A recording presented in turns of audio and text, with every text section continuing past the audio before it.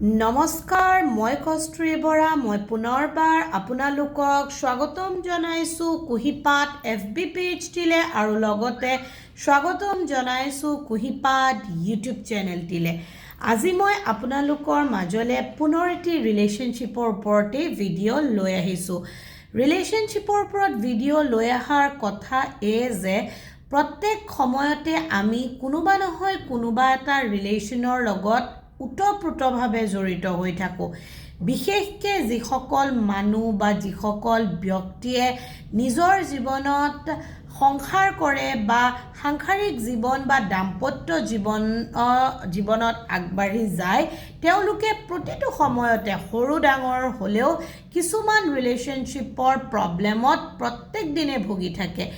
ইয়াৰ ভিতৰত এটা অন্যতম প্ৰব্লেম বুলিয়ে মই কওঁ, যিটো আমি সমাধান নকৰোঁ, কিন্তু সমাধান নকৰাৰ কাৰণেই আমাৰ জীৱনত ৰিলেশ্যনশ্বিপবোৰৰ মাজত মিছআণ্ডাৰষ্টেণ্ডিং আৰু ৰিলেশ্যনশ্বিপত দুৰ্বলতা খুবেই বেছি বাঢ়ি যায়।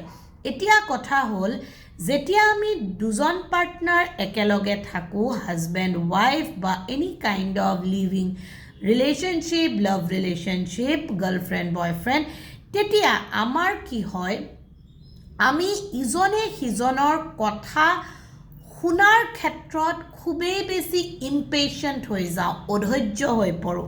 লাইক আমাৰ এনেকুৱা এটা এটিটিউড থাকে, জল্দি জল্দি কোৱা, তুমি বহুত দেৰি কৰিছা, কথাটো শেষ কৰা, ইমান লেণ্ডি কিয় কৰিছা, ইমান পেঘেনিয়াইছা কিয়, নানা ধৰণৰ বাক্যৰে বা আমাৰ নিজস্ব কিছুমান ষ্টেটমেণ্ট দি আমি পাৰ্টনাৰজনৰ অপজিটে থকা পাৰ্টনাৰজনৰ কথাটো কোৱাৰ ক্ষেত্ৰত বাধাও আনো আৰু লগালগ আমি তেওঁক এনেকুৱা এটা পৰিস্থিতিৰ সন্মুখত দি দিওঁ যে তোমাৰ যি ক'বলগীয়া আছে তুমি জল্দি জল্দি কোৱা।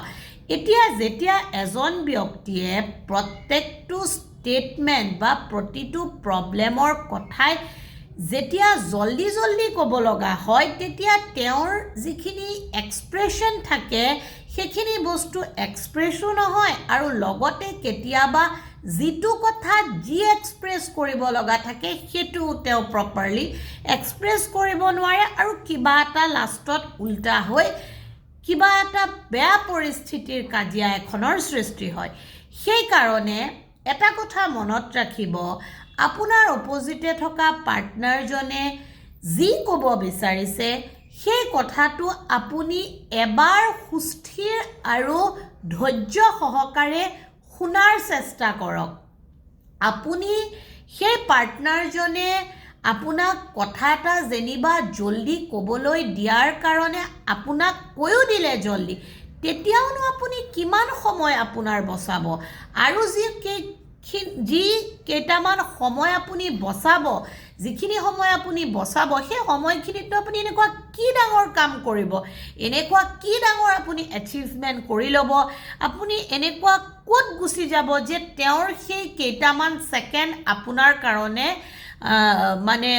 ৱেষ্ট হোৱাৰ নিচিনা লাগে আৰু আপুনি তেওঁক তাড়াতাড়ি তেওঁৰ কথাখিনি শেষ কৰিবলৈ দিয়ে।